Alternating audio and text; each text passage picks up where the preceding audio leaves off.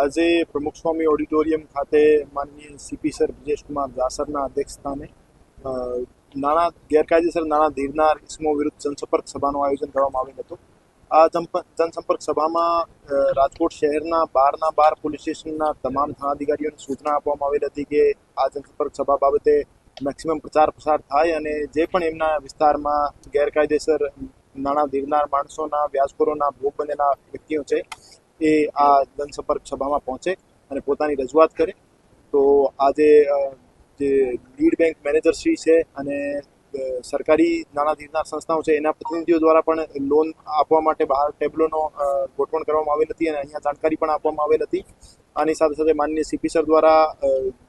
ગેરકાયદેસર નાણાં ધીરનાર માણસો વિરુદ્ધ કડક કાર્યવાહી કરવા માટેની બાંયધરી આપવામાં આવેલ હતી અને તમામની અરજીઓ પણ લેવામાં આવેલ હતી. અને આજે જે તમામ માણસો આવેલ હતા અને જે પણ માણસો ઓનલાઈન ડિજિટલ રીતે જોઈ રહ્યા છે એ તમામને હું અપીલ કરવા માંગુ છું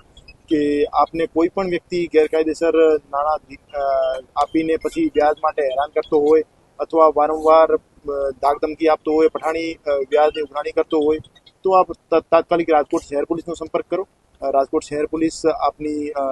પૂરી મદદ કરશે અને વ્યાજંકવાદનો જે દૂષણ છે સમાજમાં એને ડામવા માટે અમે કટિબદ્ધ છીએ અને તમામ જે વ્યાજખોરો છે એમના વિરુદ્ધ અમે કડકમાં કડક પગલાં લઈશું.